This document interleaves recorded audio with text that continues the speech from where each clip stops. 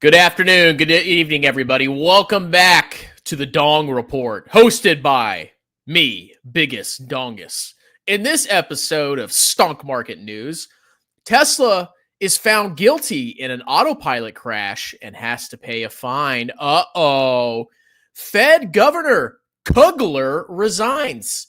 That means Trump can appoint somebody else to the FOMC and potentially sway rate cut decisions.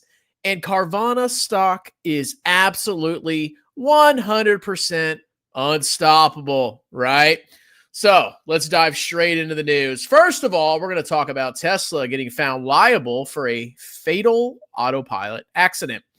One of the biggest risks to FSD that nobody seems to talk about is government regulation. So right now, Elon Musk is at odds with Donald Trump. He pissed off his daddy, Donald J. Trump. Elon Musk's original plan before the election was to get into the good graces of Donald Trump, and he spent $250 million getting that man elected. And the stock, Tesla, went absolutely vertical after the election that Donald Trump clinched like a boss. And everything seemed to be going great for Tesla until Elon and Trumpy Poo had a little falling out about government debt. Oh, and the fact that EV credits were axed by the Republicans. That totally wasn't the reason why. And now Elon and Trump are at odds. They don't like each other. There's a bunch of drama there. And one of the biggest risks now is that we could have very stringent regulation of FSD.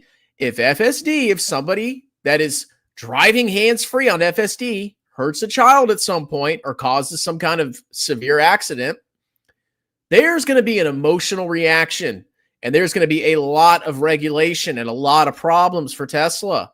And remember, Tesla has marketed full self-driving as full self-driving, but it's actually not full self-driving. It's supervised full self-driving, which of course they added later to cover their butts for lawsuits. But it's a huge risk for Tesla. So we're going to read about this case where somebody was unfortunately deleted from the earth, and see what impact it may or may not have on Tesla stock. Personally, because Tesla stock never goes down, it always goes up by the dip, vertical line, it doesn't seem to be such a big deal now. But if you're actually looking at the company from a fundamental standpoint, and you see car sales are, declining, market share is declining, energy storage has peaked out, they're having troubles with energy storage, every single possible thing that could go wrong with Tesla is going wrong. And now FSD, which is supposed to be their money printing division, apparently this autopilot ruling, this fine that Tesla has to pay, could potentially have some negative impacts to Tesla's future profits. They may have to accrue some additional liabilities on their income statement and the balance sheet. We'll see. So as of the close, Tesla was down 1.38% on Friday, and it's down 0.5% after hours. So not a major sell-off, okay? Still trading at a $976 billion market cap. Wonderful. So let's read this article here. Tesla must pay portion of $329 million in damages after fatal autopilot crash, jury says. I wonder what that's going to do to Tesla's profits. Not good. So their most recent net income was in Q2 of 2025. Where's their net income at? $1.17 billion. Okay, that's a net income margin of 5.2%. Stellar, right? So this one crash alone is costing Tesla, I think, over $100 million, right? This is one crash. What if these lawsuits start to pile up? What is that going to do to Tesla's profits? And remember, about $200 million of this profit was from Bitcoin fluctuations. So we could have a scenario where lawsuits start to pile up, right? Because this sets a precedent. Bitcoin sells off for whatever reason because it's fundamentally worthless trash. And Tesla could have a negative quarter on the accrual basis of accounting. Let's keep reading. A jury in Florida determined that Tesla should be held partly liable for a fatal 2019 crash. The company must pay a portion of $329 million in damages. That's a lot of that. That's like 10% of their profit in the most recent quarter, to victims and a survivor, including compensatory and punitive damages. Tesla had argued that the driver's behavior was to blame for the fatal crash, while plaintiffs claimed Tesla's autopilot technology was flawed and deceptively marketed. I agree. It said full self-driving. but now it's supervised self-driving. Tesla. And of course, now that Elon is pissed off Trump, who does he have on his side? The government might actually be antagonistic towards Tesla, my Tesla. So a jury in Miami determined that Tesla will be partially liable for the crash and must pay a portion of $329 million in damages. Tesla's payout is based on $129 million in compensatory damages and $200 million in punitive damages. The jury determined that Tesla would be held 33% responsible for the fatal crash. That means the automaker would be responsible for about $42.5 million in compensatory damages. And then in cases like these, punitive damages are typically capped at 3 times compensatory damages. So, well, if they're capped at 3 times the compensatory damages, then they're going to have to pay the full 33%, right? I would imagine. So they could be paying up to $129 million. That's a huge hit to their next quarter's profits. That's not good. And they're going to, if Tesla had good accountants, they would start accruing liabilities, legal liabilities on their income statement. Because now that this sets a precedent, there's a possibility that each quarter there's going to be a certain amount of crashes that could be blamed on FSD. And that could potentially result in Tesla paying money. So there should be accruals, which are going to reduce Tesla's net income even more. Uh-oh. The plaintiff's attorneys told CNBC on Friday that because punitive damages were only assessed against Tesla, they expect the automaker to pay the full $200 million. Oh, I read that wrong. Bringing the total payments to $242 million. That's 20%, 25% of their most recent profit, or more if you exclude Bitcoin. Ooh, but does it matter, people? Of course it doesn't matter, because profits, car delivery growth, nothing matters with Tesla. Robots and robo-taxis. Tesla says it plans to appeal the decision. Lawyers, please strike that down. Attorneys for the plaintiffs have asked the jury for award damages on $345 million in total damages. The suit centered around who shouldered the blame for the deadly crash in Key Largo, Florida. A Tesla owner named George McGee was driving his Model S electric sedan while using the company's enhanced Autopilot, a partially automated driving system. While driving, McGee dropped his mobile phone that he was using and scrambled to pick it up. Now, if I was using FSD, I would potentially take the risk. Like if I drop my phone, it's like, oh crap, I dropped my phone. And I would trust, I don't trust FSD, but if something said full self-driving and I was under the impression it said full self-driving, my impression would be that it would be able to be fine for 2 seconds while I picked up my phone. So apparently you can't even look away for 2 seconds. Otherwise you might crash. So why are you paying for FSD? He said during the trial that he believed enhanced autopilot would break if an obstacle was in the way. His Model S accelerated through an intersection at just over 60 miles per hour.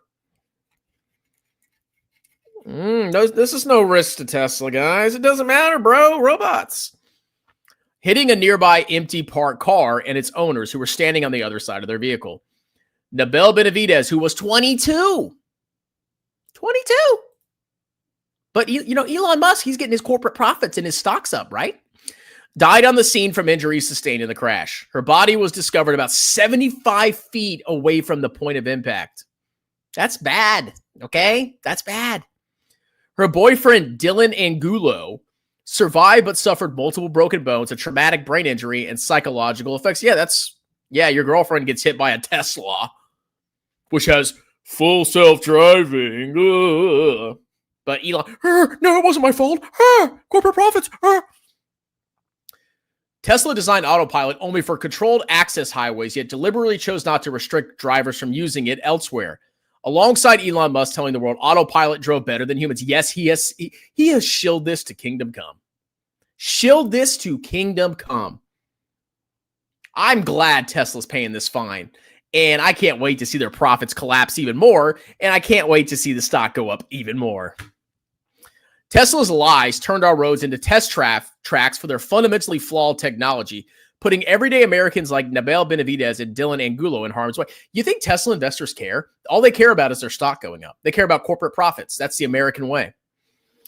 During the verdict, the plaintiffs' families hugged each other and their lawyers, and Angulo was visibly emotional as he embraced his mother. It's a sad story. Here is Tesla's response. I'm the future. I'm Iron Man. How could you do this? How dare you defy me? Today's verdict is wrong and only works to set back automotive safety and jeopardize Tesla's and the entire industry's effort to develop and implement life-saving technology. Or maybe don't falsely advertise it, clown. We plan to appeal given the substantial errors of law and irregularities at trial. Even though this jury found the driver was overwhelmingly responsible for this tragic accident, because full self-driving, grabbed his phone for 2 seconds and then it runs an intersection and hits a parked car at 60 miles per hour. It's ready, bro. It's better. It drives better than a human. The evidence has always shown that this driver was solely at fault because he was speeding with his foot on the accelerator, which overrode autopilot, as he rummaged for his drop phone without his eyes on the road. To be clear, well, if that was true, then that doesn't make any sense. Obviously, the autopilot was in effect. It doesn't make any sense. If he was in full control, then yeah, it would be his responsibility. Obviously, there's more to the story. As he rummaged for his drop phone without his eyes on the road. To be clear, no crash in 2019 and none today would have prevented this crash. That was never about autopilot. It was a fiction concocted by plaintiff's lawyers blaming the car when the driver from day one admitted and accepted responsibility. Then why did the jury find them guilty? Maybe there's more to the story. The verdict comes as Muskrat, Scumrat, Tesla's CEO, is trying to persuade investors that his company can pivot into a leader in autonomous vehicles. No. And that its self-driving systems are safe enough to operate fleets of robo-taxis on public roads in the U.S. I would not want to be in Austin right now.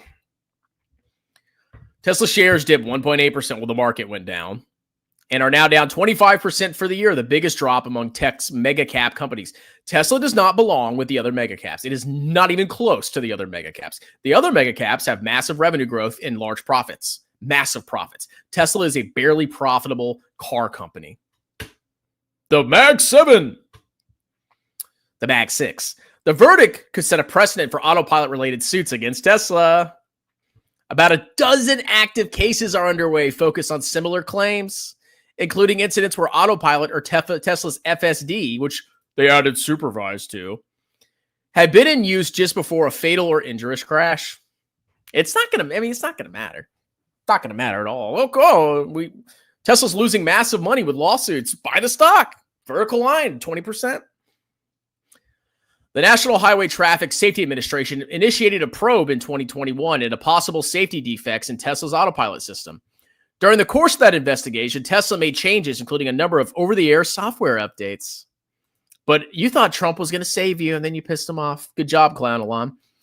The agency then opened a second probe. I bet Elon loves getting probed, which is ongoing, evaluating where Tesla's recall remedy to resolve issues with the behavior of its autopilot, especially around stationary first responder vehicles, has been effective.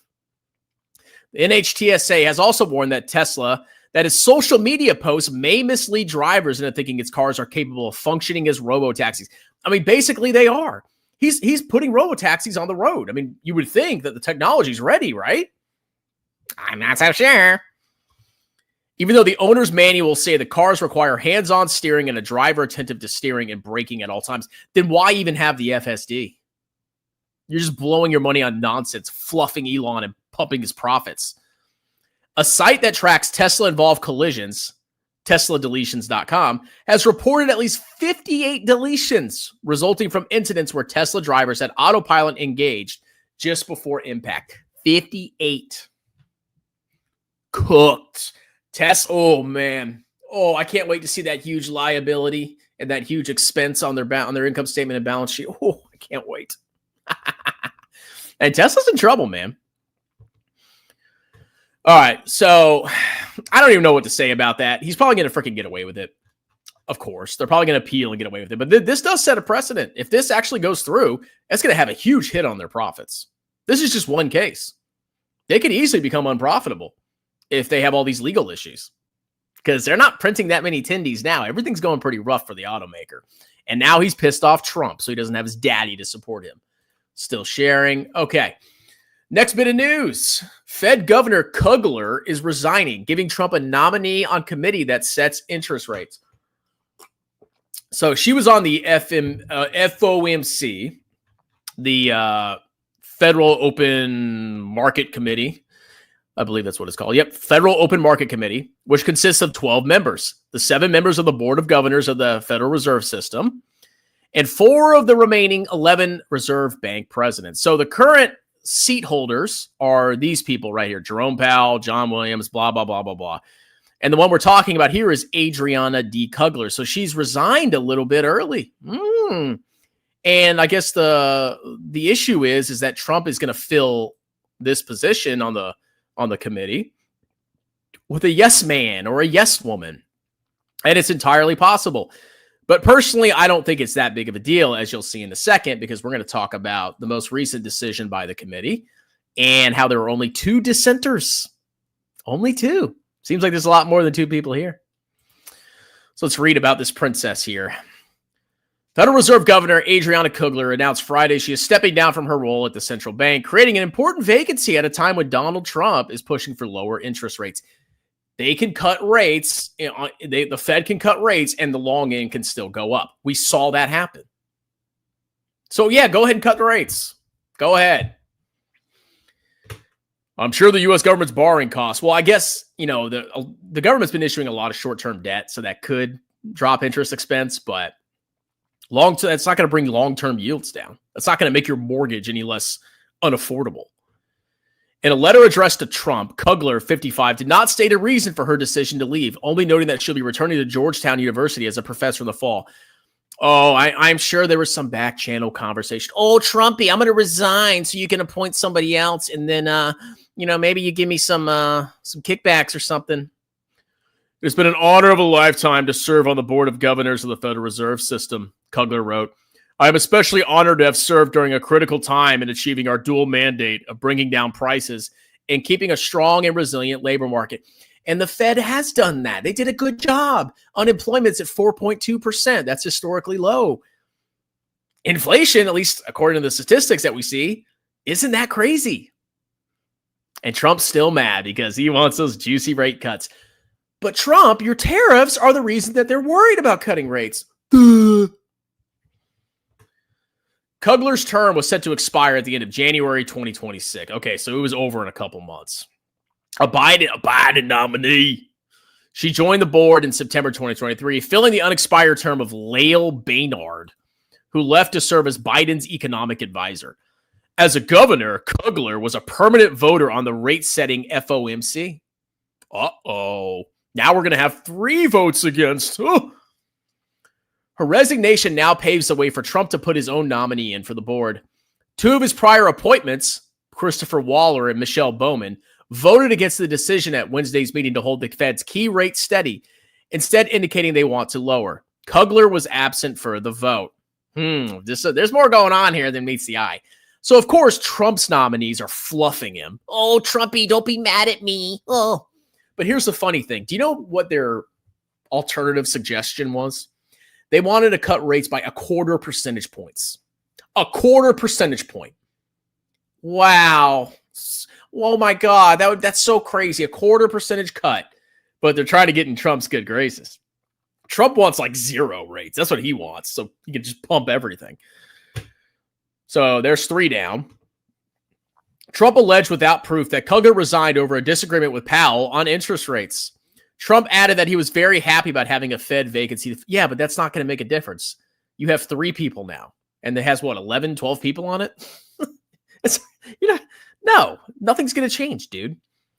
Kugler of late has expressed generally hawkish views with support for holding rates steady until the impact of Trump's tariffs are having on inflation becomes clear. Yes, that seems very wise and prudent to me. But when you're a stock pumper, when you're a crypto pumper, bro, we want to cut the rates now so my stocks can vertical line. And if we have inflation in the future, who cares, bro? I got to pump my stocks now.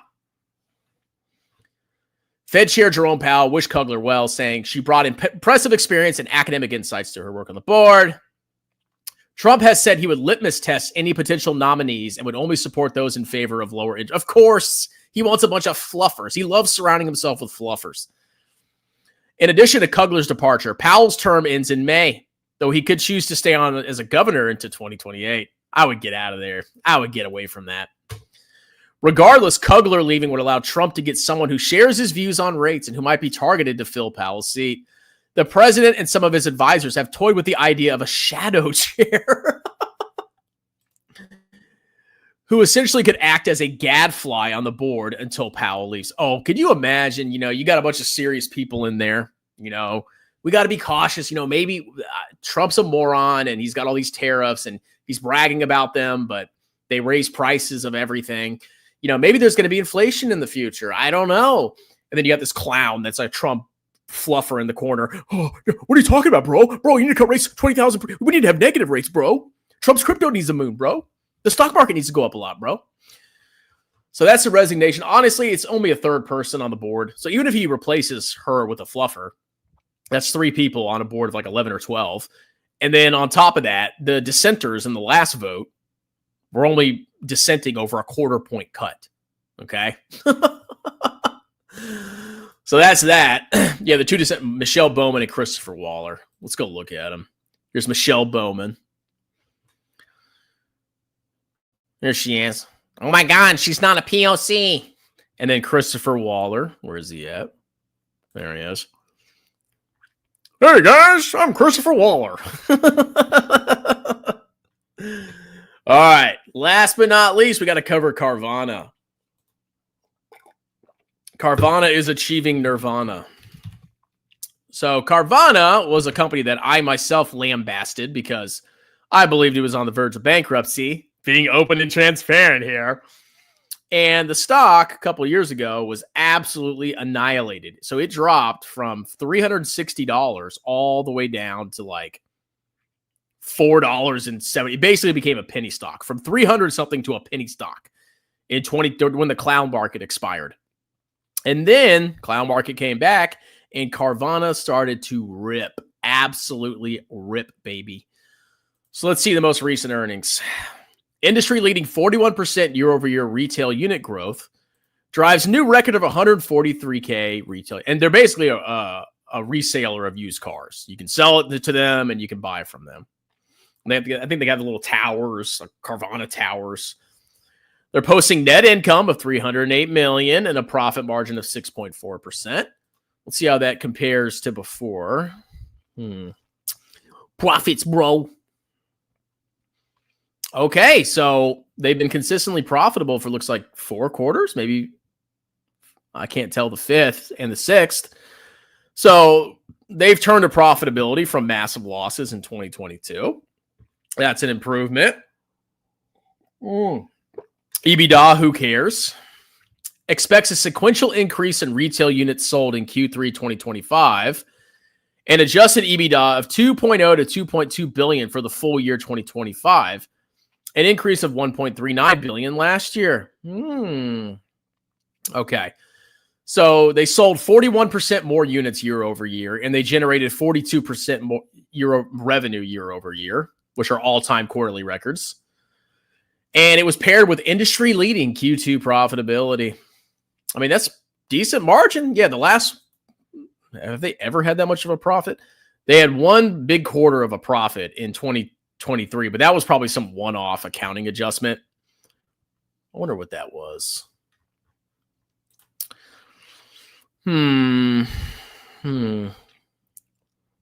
Probably a loss or gain from the sale of assets. That's probably what it was. Yeah.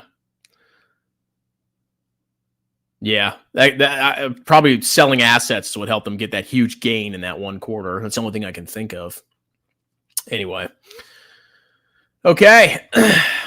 Let's look at their income statement. What is this? Oh, they're doing the EBITDA calculation. Look at this financial voodoo here. Okay.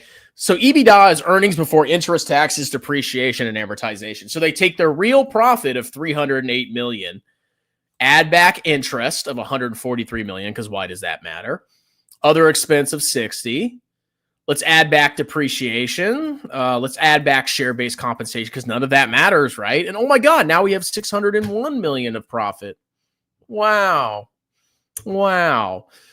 But they still have had an impressive increase in their profit margin. So for the same quarter last year, they had a 1.4% net income margin, and now they have a 6.4%. So, I mean, they are having a comeback. I guess they're coming back strong and steady. So that's the news on Carvana. Let's see. What is their valuation? They even have it. Okay. So their price to sales is at where it was before during the clown market. Price to books is lower than the clown market. Price to operating cash flow, 110. You're paying $110 for $1 of trailing operating cash flow. And you're paying $130 for $1 of trailing free cash flow. Let's see their free cash flow over time. Oh, be on the cash flow statement. Right? I think it'd be there. Okay, so they had negative $2 million of free cash flow. Let's see, what do they do? And let's see what they did on there. Okay, so they had $31 million of capital expenditures. They borrowed $1.6 billion, and then they paid back $1.5 billion with net debt of $20 billion issued. They issued about $17 million of common stock, bought back $9 million of common stock. What are you doing? What are you doing? Let's see how much cash they have on the balance sheet. Okay, they have $2.3 billion of cash on the balance sheet. That's mostly cash, but also some, probably treasuries. Let's go look at their cash burn. So they're posting positive operating cash flow. So their risk of bankruptcy has gotten down a lot. Obviously, well, they paid it off too. Yeah, their risk of bankruptcy has definitely gone down precipitously because now they have a decently fortified balance sheet and they're really not posting like too bad negative free cash flow margins. So it doesn't mean the stock's going to do great, but their risk of imminent bankruptcy, which it looks pretty bad a couple of years ago, may be over. Let's see. Pretty sharp jump in inventory. Let's see. No real change in property, plant, and equipment. Amortizing tangible assets. Let's see. Yeah, I don't see anything super crazy here. Yeah, I mean, they're looking a lot better, I can tell you that. They were not looking good a couple of years ago. So that is the comeback story. Now, I've heard there's there could potentially be fraud. I don't freaking know. Okay, I'm not their auditor. But I don't see the risk of imminent bankruptcy unless there's fraud. I mean, they've definitely fortified their balance sheet. And if you have a strong balance sheet and you're at least posting like positive operating cash flow, it's kind of hard to go bankrupt. Okay. The issue is when you start posting negative operating cash flow, like Tattoo Chef, and your cash balance dwindles. That's when you could be approaching bankruptcy. Okay.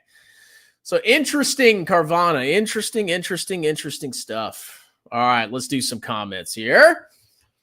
Before we get into comments, which are members only, check out my CPA services. I am a certified public accountant. I can do your business and or personal taxes in any state in the United States. I can also do tax planning if you're self-employed in 2025 and you're making a bunch of money. You don't know how to pay estimated taxes or how much to pay. I can help you calculate that. Book a consultation. I'll talk to you for free. I'll give you an upfront quote. I'll do your tax planning, and then I can do your taxes. I can do your bookkeeping. I do sponsored videos, $50 a pop. You pay me $50. I talk about whatever you want. I have a book, Stop Being a Broke Loser. It's on Amazon. And I have a free Discord. You click that link, you get a link tree. You can click on any of those links you want, and that links you to all of my services. Boom, boom, give me your money. Dex Invictus. And we're only doing member-only comments or big YouTubers. Les, Sasha Mayasha. You just don't understand Tesla. I'm trying, man. I'm trying. Fully autonomous taxis nationwide next week. No, that's actually really bad for their profits. If they start getting these like huge legal liabilities, ooh. Another live I can't watch because I work wage. Man, you work a lot, dude. Stop working, bro. Go live in the woods. Look at that nicotine pouch. This is a side note. So I got these like citrus nicotine pouches. I got these. What is that? It looks like pee-pee. Like it's like pee-pee color. It's disgusting. I don't know if I'm going to get that next time.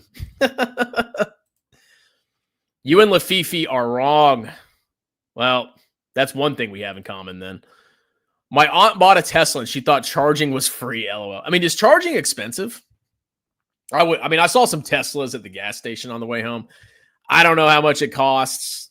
I just hate the fact that you have to sit there. You got to plug in your car and you got to wait at the gas station for 30 minutes to charge your car. You know what I did? I parked and I had a Prius. They gave me like a hybrid Prius for my travel. I filled up my gas and the Prius has insane gas mileage. Holy crap, dude. Insane gas mileage. I probably spent $60 total driving almost 1,000 miles. That's freaking crazy. But anyway, it takes me 2 minutes to fill up and I'm on my way. I do not want to travel with an EV. I'm going to invest 0.1% of my net worth in crypto like Andre. You know, that's not degenerate, okay? I have no problem with that. Ryu, what's up, man? Dexy boy. Trump should make himself the Fed chair. We're going to cut rates. We're going to cut them now, bigly and beautifully. Carvana scam company. It's possible. I mean, I'm not their auditor, but the numbers are looking a lot better. They got a lot of cash in the balance sheet. Their cash flow is positive. That doesn't indicate imminent bankruptcy. Now, if we see a huge reversal, then that could be a problem. But they've definitely fortified their balance sheet pretty significantly. You told me that shorting Carvana was... Oh, absolutely. Yeah, you should do that, bruh. We got a super chat. Money, money, money. Cha-ching, cha-ching, cha-ching. Woo! From Major Minor. Is that Casper? Is that your profile picture? With an eye and the Freemasons logo above him? I'm sure there's some meaning in this picture I'm not understanding. Anything that rhymes with Nirvana is a strong business model. Carvana. Strong manana. Strong manana. Oh, all this money's coming in. Oh, my subscribers are vertical lining. Strong manana. That's all you got. It doesn't matter what your business does. You just got to rhyme, bro. You just got to rhyme. It's easy. Google McDougal, Tesla, my ass. It's that easy. It's that easy. Thank you for the $5 donation. I feel very rich now.